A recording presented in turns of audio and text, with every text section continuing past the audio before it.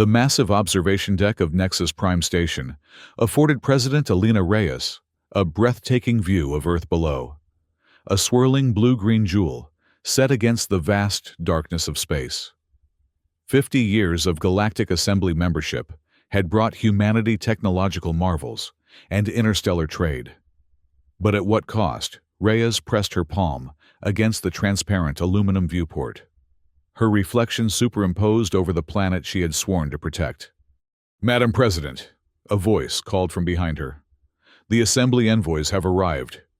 Reyes turned to face her Chief of Staff, her expression carefully neutral, despite the tension in her shoulders. "Thank you, Julian. Show them to the diplomatic suite. I'll be there shortly." As Julian departed, Reyes allowed herself one final moment of quiet contemplation.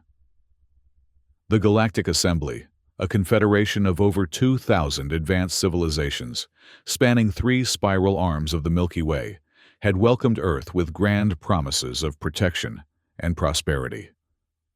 In the 5 decades since first contact, humanity had gained access to faster-than-light travel, advanced medicine, and trade networks beyond imagination. But the technological dependence came with increasingly burdensome tribute payments and political concessions. Now, in the year 2437, Earth stood at a crossroads. Commander Marcus Vale waited for her in the corridor, his military posture impeccable as always.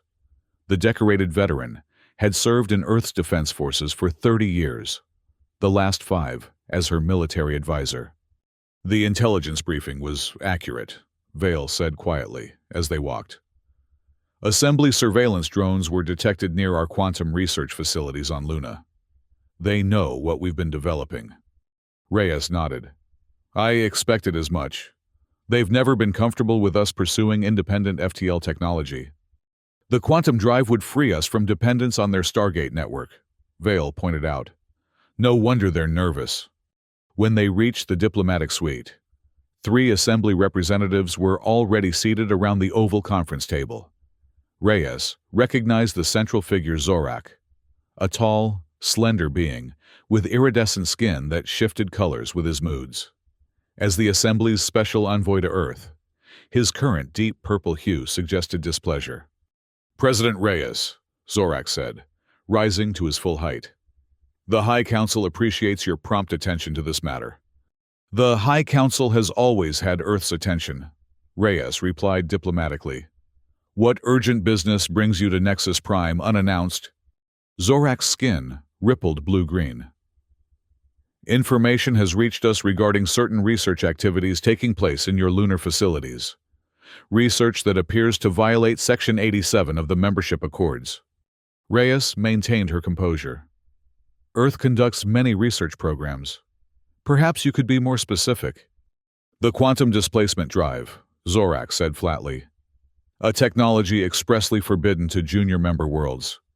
The other 2 envoys, a cybernetically enhanced humanoid and a crystalline entity, shifted in their seats.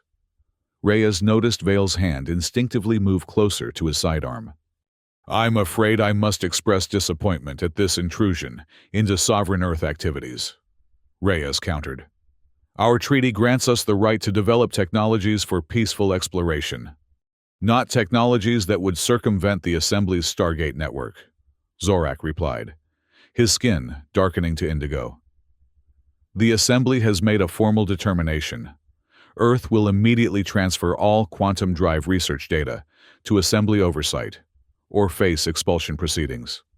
The words hung in the air like a physical threat. Expulsion would mean the withdrawal of all Assembly technological support, the severing of trade agreements, and potential isolation from the galactic community. For a junior member like Earth, it could be devastating.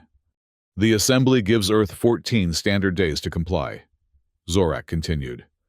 "We await your decision, Madam President."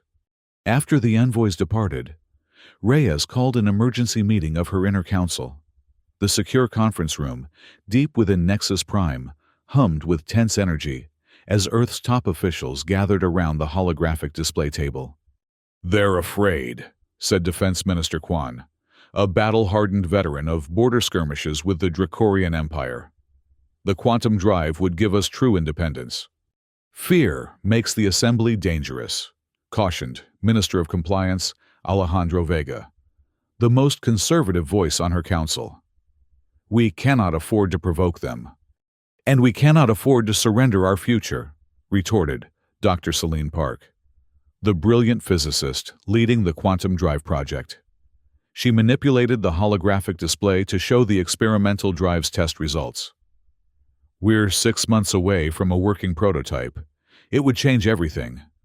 Reyes studied the faces around her veil's stoic determination, Vega's anxious caution, Park's passionate intensity. The fate of Earth hung on her decision. We need more information before we respond, she said finally. Minister Vega, prepare a diplomatic statement buying us time. Commander Vale, increase security at all research facilities. And Dr. Park. She fixed the scientist with a meaningful look. How quickly can you complete a working prototype? Dr. Park straightened. With unlimited resources, 3 months, maybe less. Reyes nodded. You'll have whatever you need. As the council dispersed, Vale lingered. They're not just going to let us walk away, Madam President. I know, Reyes said softly, which is why we need options, diplomatic and otherwise. The news of the Assembly's ultimatum leaked to the public within hours.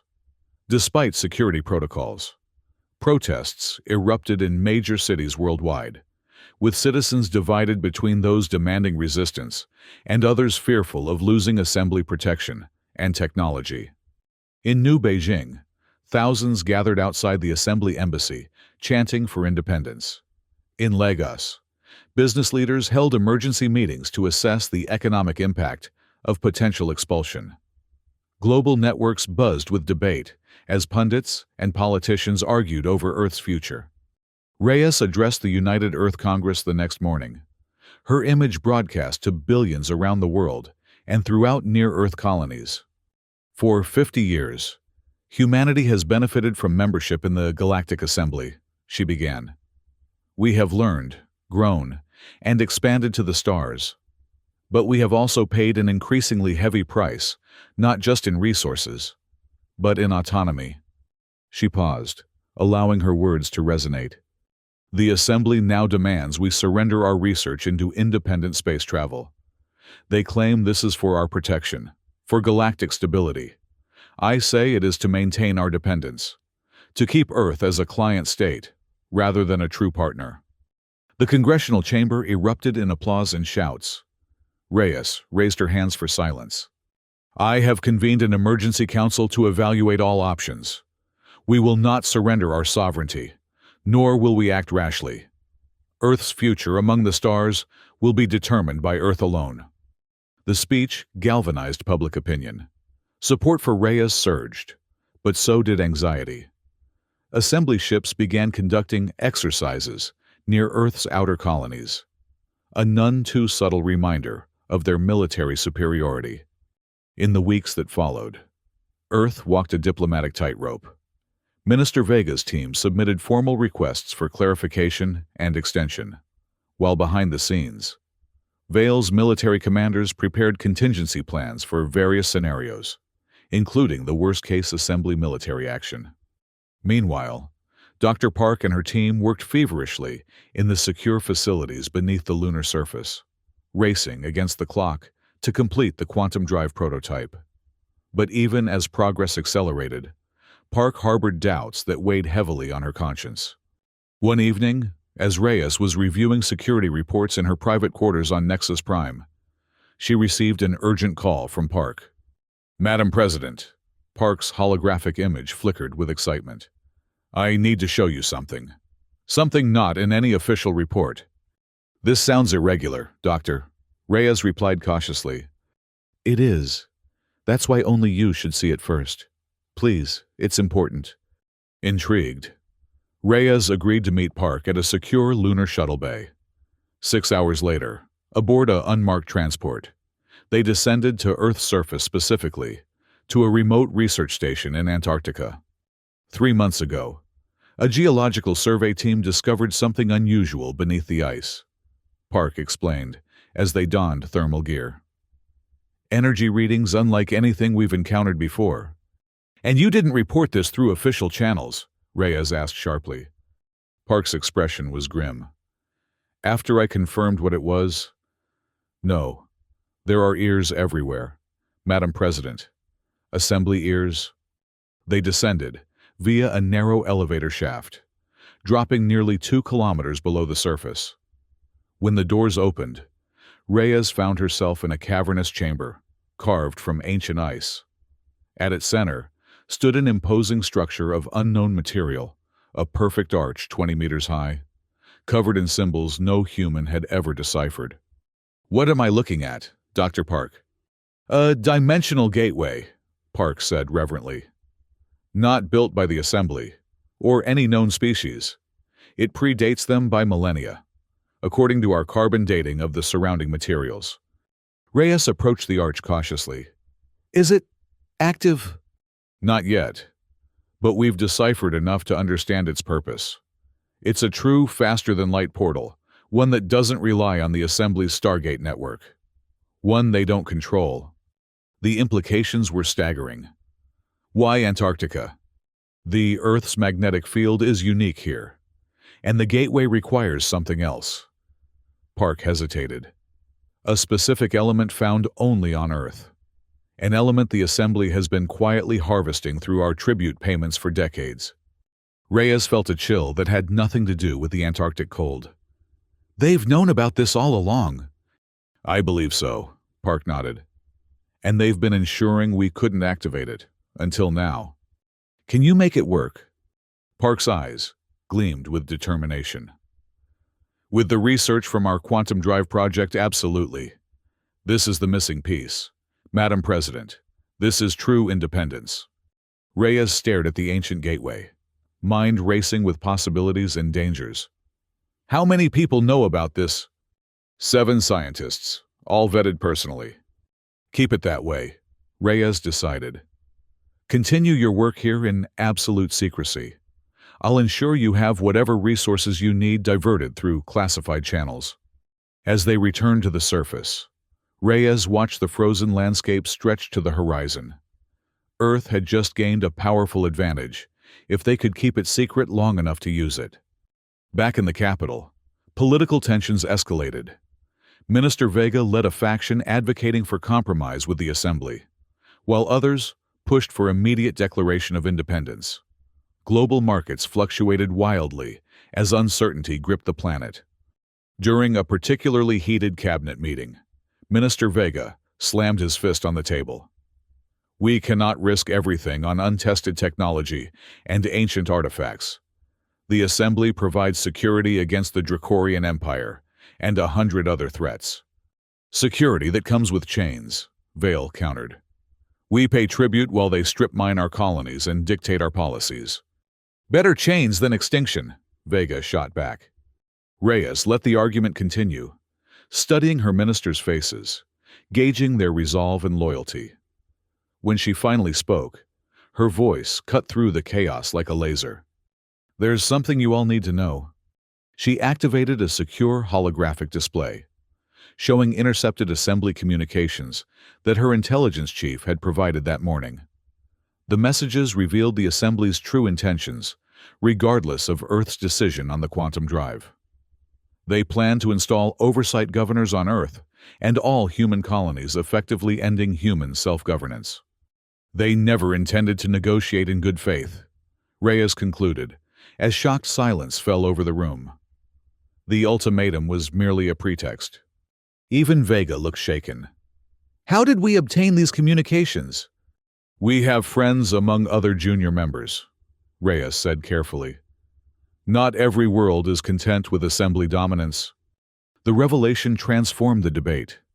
No longer was this about the quantum drive research. It was about Earth's very sovereignty.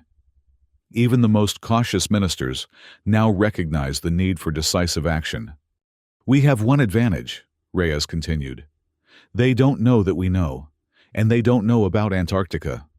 She outlined a daring plan, one that would require absolute secrecy, perfect timing, and nerves of steel. Earth would appear to negotiate while covertly preparing for complete severance from the assembly. Commander Vale will coordinate with our fleet captains. Every ship we can trust will be quietly equipped with modified engines, based on Dr. Park's research. Minister Kwan will prepare our defense systems for possible retaliation. And our diplomatic response, asked Foreign Minister Okafor. We'll send a special envoy to the assembly headquarters on Nexus Alpha. Reyes replied. Ambassador Leila Samara will deliver our final position after our preparations are complete. The plan was set in motion immediately. Under the guise of routine maintenance, Earth's ships began cycling through lunar dry docks, where specialized teams installed modified drive systems. Defense platforms around Earth and its colonies were quietly upgraded. And in Antarctica, Dr. Park's team worked around the clock to bring the ancient gateway online. Publicly, Earth appeared to be preparing a compromise proposal. Minister Vega, now fully committed to the plan, after seeing the Assembly's true intentions, led a visible diplomatic delegation to Assembly Regional Headquarters, buying time with procedural questions and requests for clarification. 3 weeks into the operation, disaster nearly struck when an Assembly security probe detected unusual activity at the Antarctic Research Station. Quick thinking by Park's security team disguised the energy signatures as geological research, but the close call emphasized the danger of their position. We need more time, Park told Reyes during an encrypted communication. The gateway initialization sequence is complex. If we rush it, the results could be catastrophic. How much longer? Reyes asked. 2 weeks minimum. 3 would be better. Reyes nodded grimly.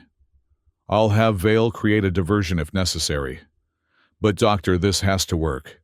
Everything depends on it. Meanwhile, in Earth's orbital shipyards, Vale supervised the modification of the flagship Independence, a massive exploration vessel converted for potential military action. As he inspected the new drive housing, his second-in-command approached with a troubled expression. Sir, we may have a problem. One of the engineering teams failed their security verification. Vale's expression hardened. Detain them immediately. No communications in or out. The security breach proved to be a deliberate infiltration attempt by Assembly intelligence. 3 agents, posing as Earth engineers, had attempted to access the modified drive specifications. They were neutralized before they could transmit any data, but the incident confirmed the Assembly's growing suspicions. In response, Vale accelerated the preparation timetable. We can't wait for all ships to be modified, he told Reyes. Whatever we have ready when the gateway activates will have to be enough. The diplomatic situation deteriorated rapidly. Assembly representatives formally rejected Earth's request for an extension, demanding immediate compliance with the original ultimatum. Assembly warships took up positions near Earth's major colonies, conducting exercises that were thinly veiled intimidation tactics. Amid growing tensions, Earth's population remained remarkably united. Leaked information about the Assembly's plan to install governors had sparked widespread indignation. Patriotic displays appeared in cities worldwide, and enlistment in Earth's defense forces surged. In her private moments, Reyes felt the crushing weight of responsibility. If her gamble failed, Earth could face military occupation or worse. But if she capitulated, humanity's future would be forever circumscribed by Assembly control. During a rare, quiet evening in her residence, she found Vale waiting with an unmarked data crystal. Final contingency plans, he explained. Distribution lists for emergency evacuation, coordinates for rally points beyond Assembly space, and, he hesitated, authorization codes for last resort options. Reyes took the crystal, understanding the unspoken meaning. If all else failed, certain critical facilities would be destroyed rather than captured. I pray we won't need these, she said softly. Vale nodded. As do I, Madam President. But we're soldiers, we prepare for the worst while fighting for the best. 3 days before the Assembly's deadline expired, Dr. Park sent an encrypted one-word message, ready. Reyes immediately activated the final phase of their plan. Ambassador Samara, one of her most trusted diplomats, was dispatched to Nexus Alpha with Earth's official response. Meanwhile, Vale's modified ships began taking up strategic positions throughout the solar system, maintaining communication silence. In Antarctica, Dr. Park made final adjustments to the ancient gateway. The massive arch now hummed with energy, its symbols glowing with an otherworldly light. A team of elite scientists and engineers stood ready at control stations, monitoring the power flow with careful precision. "The dimensional coordinates are locked," Park reported, as Reyes arrived at the facility.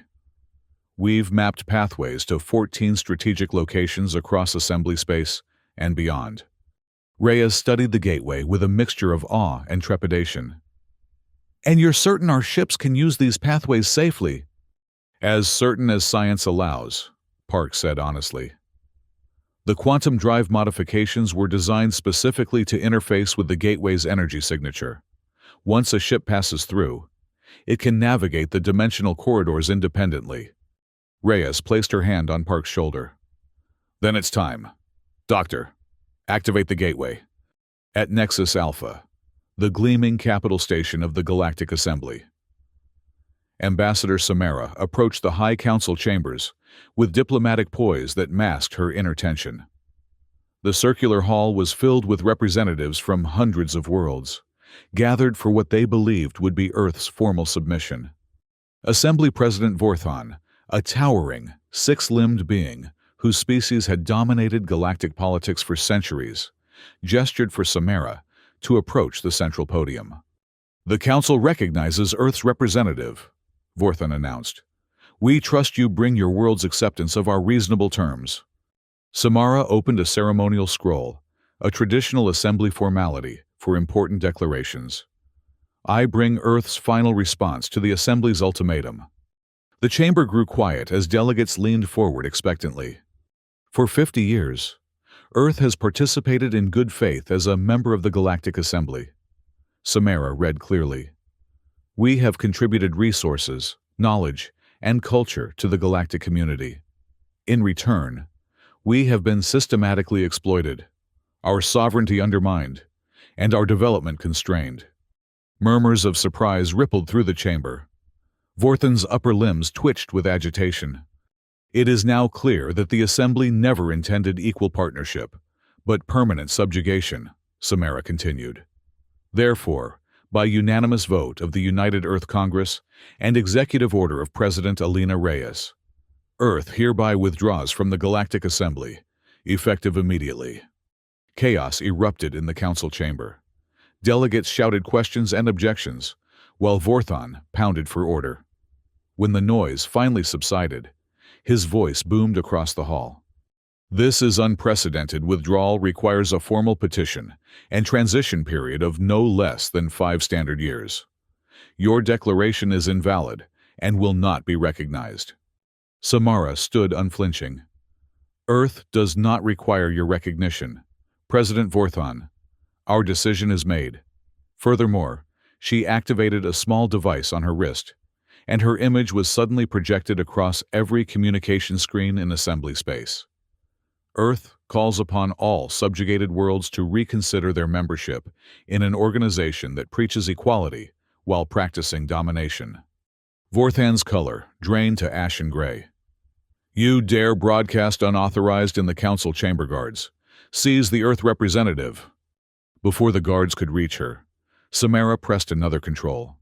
Her voice echoed not only through the chamber, but across thousands of worlds simultaneously. "As I speak, Earth has activated technology that grants us true independence from assembly control. We withdraw not in anger, but in the pursuit of genuine self-determination, a right all sentient beings deserve." On screens throughout the chamber, images appeared showing Earth ships vanishing from assembly tracking systems. At precisely that moment, in Earth's solar system, Vale's modified fleet activated their quantum drives in sequence, disappearing from conventional space as they entered the dimensional pathways created by the Antarctic Gateway. Vorthon's voice rose to a roar. "This is insurrection. The Assembly will not tolerate—" The Assembly's tolerance is immaterial, Samara interrupted calmly. Earth is already gone. With theatrical timing, Samara's holographic broadcast faded, leaving the council in stunned silence. She folded her declaration scroll deliberately and turned to leave the chamber. "Where do you think you're going?" Vorthon demanded. "You will be detained until this matter is resolved." Samara smiled serenely. "I have diplomatic immunity under Assembly law, a law you still claim to uphold. My shuttle awaits, and I intend to return to Earth." "Your shuttle will be intercepted," Vorthon threatened. "I think not," Samara replied. "It has already been upgraded." Before Vorthon could respond, a junior officer rushed to his side, whispering urgently. The Assembly President's expression shifted from rage to disbelief. "Impossible!" he hissed. Then, composing himself, he addressed the bewildered council. "An emergency recess is declared. All military delegates will report to command immediately. This session is suspended." As the chamber emptied, Samara made her way to the diplomatic docking bay, where her pilot waited with their modified shuttle. Behind her, alarms began to sound throughout Nexus Alpha. In Earth's solar system, Commander Vale watched from the bridge of the Independence as the dimensional gateway's energy signature stabilized. One by one, Earth ships were disappearing from conventional space, reappearing at predetermined coordinates via pathways the Assembly couldn't track or intercept. "Status report," Vale ordered his communications officer. 87% of the fleet has successfully transitioned. "Commander, remaining vessels are proceeding on schedule." Vale nodded, his expression grim but satisfied. "And our defensive positions. All lunar batteries are online. The Mars defense grid is operational. Asteroid belt platforms are armed and ready." For decades, Earth had been quietly building defensive installations throughout the solar system officially registered as scientific outposts or mining operations. Now, those facilities revealed their true purpose, activating shield generators and weapon systems developed through carefully concealed research programs. "Sir," his tactical officer called out, "Assembly battle groups are mobilizing from Proxima Centauri and Tau Ceti. Estimated arrival within 6 hours." Vale had expected nothing less. "Maintain alert status. No first strikes, but respond with full force to any hostile action." On Antarctica, President Reyes and Dr. Park monitored the situation from the Gateway Control Center. Holographic displays showed the successful transition of Earth ships and the approaching Assembly forces. "They're sending everything they have in this sector," Park observed tensely. Reyes nodded. "As expected, Vorthon can't allow our defiance to stand. It would encourage others to follow." "The Gateway can't transport the entire planet," Park reminded her. "Eventually, they'll attack directly." "Let them try," Reyes said with quiet confidence. "We've prepared for this moment for longer than they realize." The Assembly response came swifter than even Vale had predicted. Within 4 hours, the first wave of Assembly warships emerged from FTL near Neptune's orbit. Their formation suggested a standard containment pattern, designed to blockade Earth rather than attack immediately.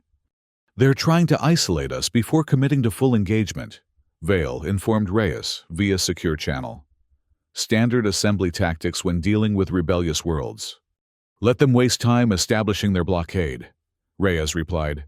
"Every hour strengthens our position." But Assembly President Vorthon proved less patient than anticipated.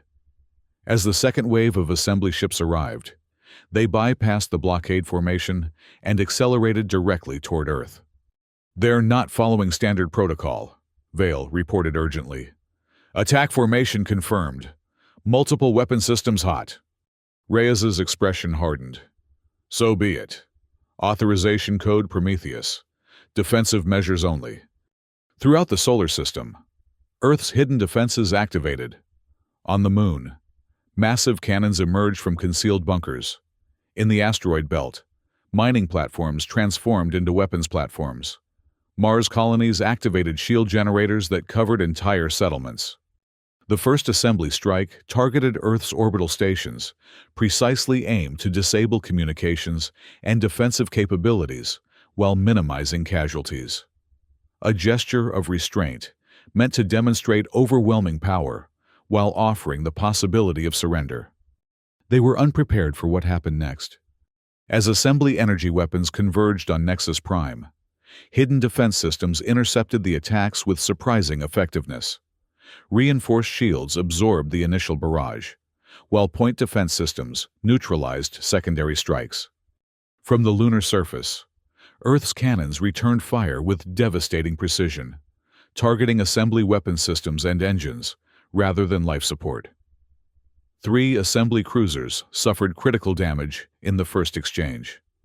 Their commanders clearly shocked by the ferocity and accuracy of Earth's response. "They underestimated us," Vale observed grimly, as damage reports from both sides scrolled across his tactical display. "They expected token resistance at best." In the Antarctic Control Center, Reyes watched the battle unfold with outward calm that belied her inner turmoil. Each hit on either side represented lives at stake, a burden she felt acutely. "Dr. Park, status of our dimensional communications." Park manipulated her controls, bringing up a secure channel. "Online and stable, Madam President. We're receiving transmissions from all outposts." The dimensional gateway hadn't just provided new transportation capabilities. It had created an entirely new communications network beyond assembly control or monitoring. Through this network, Earth was already coordinating with sympathetic worlds and factions throughout assembly space. As the battle intensified, reports began flowing in from across the galaxy.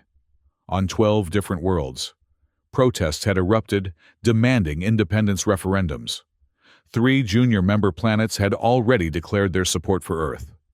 Most significantly, a faction within the Assembly's own military officers from worlds with histories similar to Earth's were refusing orders to engage human targets.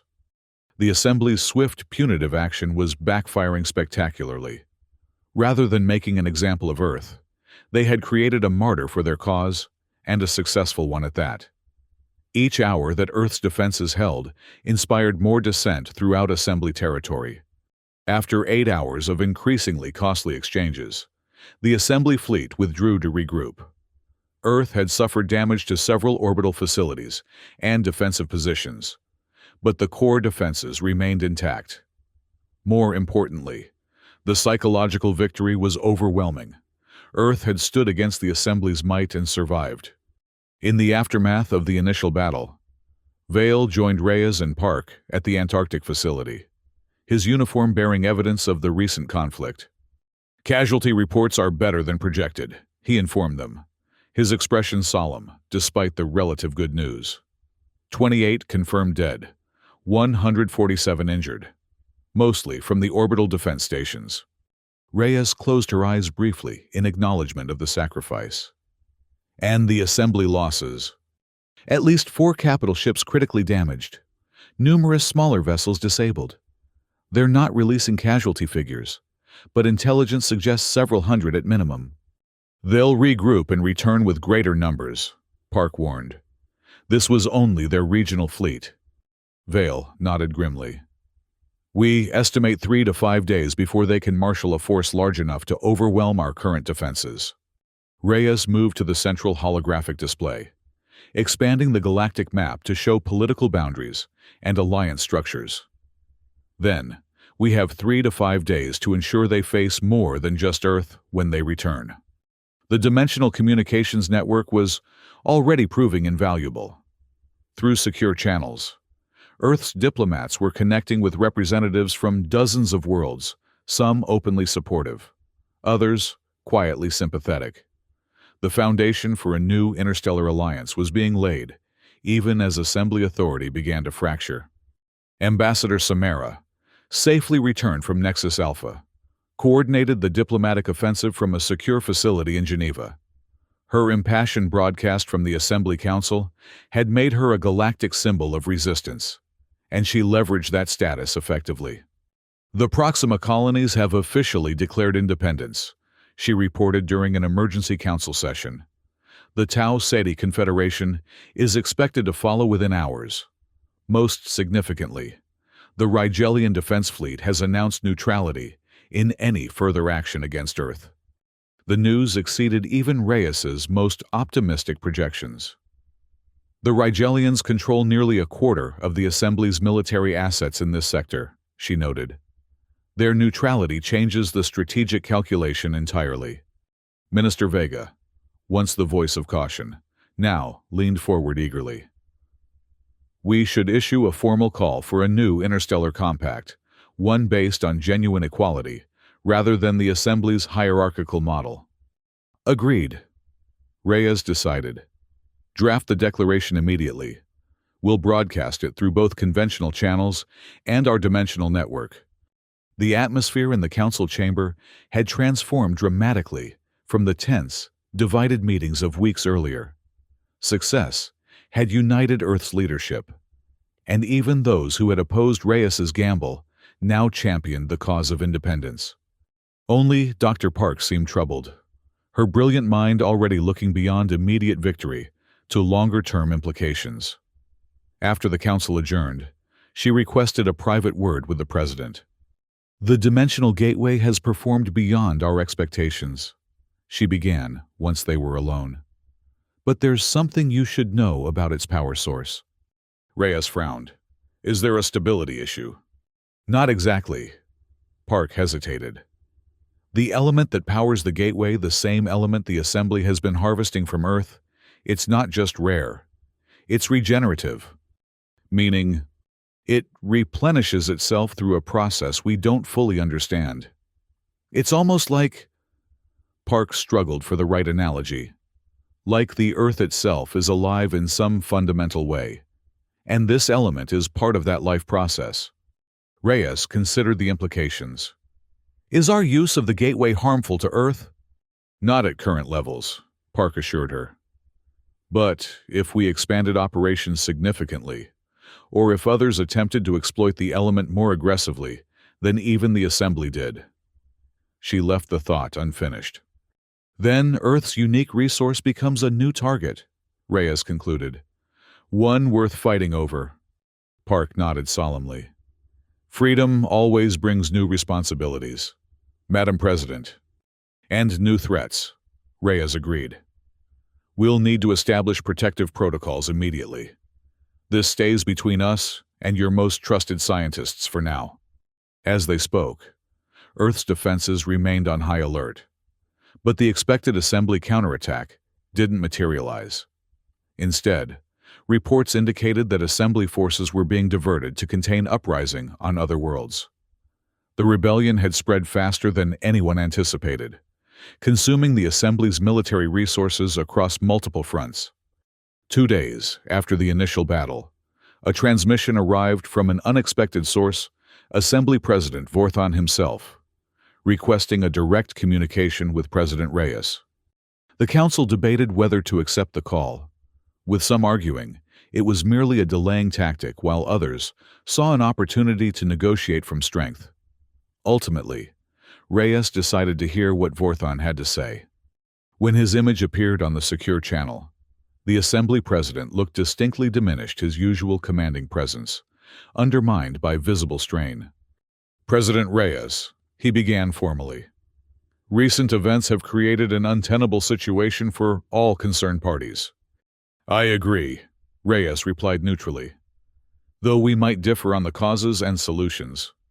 Vorthon's upper limbs moved in what humans had learned was an expression of reluctant concession. The Assembly is prepared to recognize Earth's adjusted status, a special membership category with expanded autonomy and reduced contribution requirements.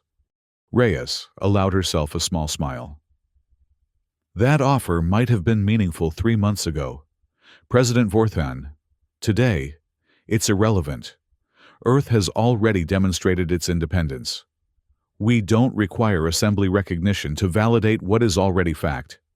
You fail to appreciate the dangers of a fragmented galaxy, Vorthon pressed. The Assembly maintains stability and protects against threats you barely comprehend. The Dracorian Empire watches from the shadows, eager to exploit any weakness.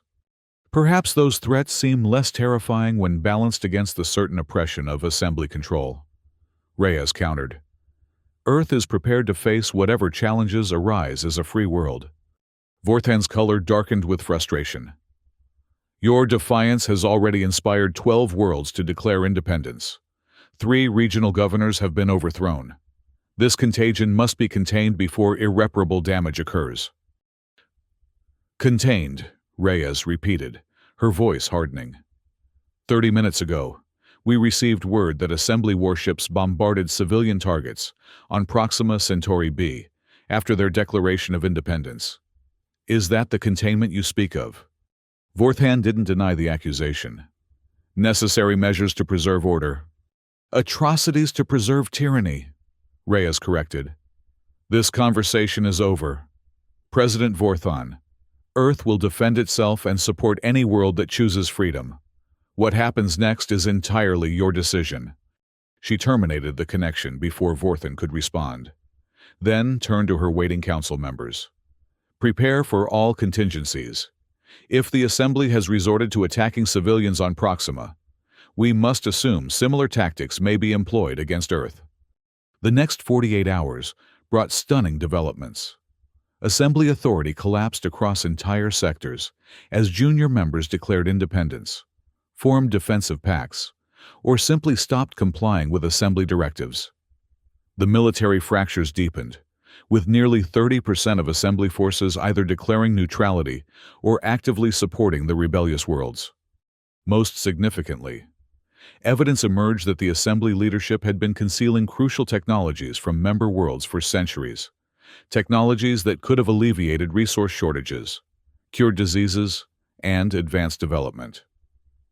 As these revelations spread, even worlds that had initially remained loyal began questioning their allegiance. In Earth's solar system, the anticipated major counterattack never came. Instead, isolated skirmishes flared at the system's edge as loyal Assembly forces tested Earth's defenses without committing to full engagement. Each probe was repulsed with minimal casualties on either side.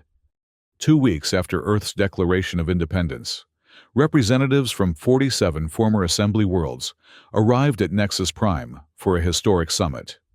Gathering in the same chamber where Earth had once negotiated its junior membership, these delegates now discussed the formation of something new, the Terran Coalition, an alliance of sovereign worlds united by mutual respect rather than hierarchical control. President Reyes addressed the assembled representatives with measured optimism. We stand at a turning point in galactic history. The old order is crumbling, not because of military might, but because its foundation was fundamentally unsound. No civilization can truly thrive when constrained by artificial limitations imposed by others. Murmurs of agreement rippled through the chamber. The Terran Coalition will be built on different principles, Reyes continued. Equal membership, technological sharing, mutual defense, and above all, respect for the unique path each world chooses for its development. The declaration establishing the coalition was signed that day by all 47 worlds, with provisions for others to join as the political situation stabilized. Earth, as the catalyst for this transformation, was offered leadership of the new alliance. But Reyes proposed a rotating council, instead a structure that would prevent any single world from dominating the others. We didn't break free from one form of control to establish another, she explained to her inner council later. The assembly began with noble intentions before power concentrated in the hands of the oldest members. We must build safeguards against repeating that pattern. As the weeks passed, the galactic landscape continued to evolve. The assembly didn't collapse entirely. Hundreds of worlds remained members, particularly those closest to the core systems, where assembly influence was strongest. But its dominance was irrevocably broken, its territory reduced by nearly 40%. A tenuous peace emerged as battle lines stabilized. Neither the assembly nor the coalition possessed the resources or will for prolonged, full-scale conflict. Minor skirmishes continued along border regions, but major engagement ceased as both sides consolidated their positions. 2 months after the initial declaration of independence, Earth had become the diplomatic center of a new interstellar power. The Antarctic Gateway facility had been expanded into a major transportation hub, with carefully controlled access to prevent exploitation of Earth's unique resources. Dr. Park led the scientific exchange program, sharing modified quantum drive technology with coalition partners while researching the Gateway's origins. Commander Vale oversaw the coalition's combined defense force, integrating ships and tactics from dozens of different worlds into a cohesive protective network. The Assembly's military advantage had diminished significantly as key shipyards and research facilities joined the coalition, bringing their knowledge and resources with them. On a clear evening in Geneva, President Reyes stood before a holographic display in her private office, studying the new political boundaries taking shape across the galaxy. Systems glowed in different colors: blue for confirmed coalition members, red for Assembly loyalists, yellow for declared neutrals, green for ongoing negotiations. There were far more green lights than she had dared hope for 2 months earlier. A soft chime announced Dr. Park's arrival. The scientist looked exhausted, but satisfied, as she placed a data crystal on Reyes's desk. "The final report on Gateway expansion," Park explained. "We've successfully established dimensional nodes in 17 coalition systems, all operating within sustainable parameters." Reyes nodded appreciatively. "And the protection protocols?" "In place and functioning. No one system can access the network without multilateral authorization. The element remains secure." They stood in comfortable silence, contemplating how far they had come and how much remained uncertain. "I've been thinking about the Assembly's warnings regarding the Dracorian Empire," Reyes said finally. "Was Vorthon simply trying to frighten us? Or is there genuine cause for concern?" Park considered the question carefully. "Our intelligence on the Dracorians was always filtered through Assembly sources. It would be prudent to establish independent assessment capabilities." "Already in progress," Reyes assured her. "We won't replace one form of blindness with another." She expanded the holographic display to show the galaxy's outer spiral arm, where Dracorian territory glowed an ominous purple. "Freedom brings its own challenges, doesn't it?" "It always has," Park agreed. "But I'd rather face those challenges on our terms than live safely, under another's control." Reyes smiled faintly. "As would I, Doctor. As would I." Outside, Earth continued its eternal rotation, its blue oceans and green continents now representing not just humanity's cradle, but the birthplace of a new galactic order. Ships from a dozen coalition worlds moved through orbital lanes, their varied designs reflecting the diversity of the alliance Earth had helped forge. The Assembly still existed.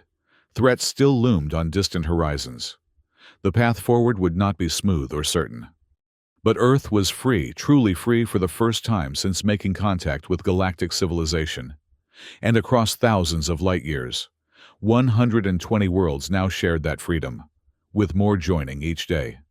As night fell over Geneva, President Reyes turned away from the holographic display, its green lights of hope still glowing in the darkness. Tomorrow would bring new challenges, new negotiations, new potential conflicts.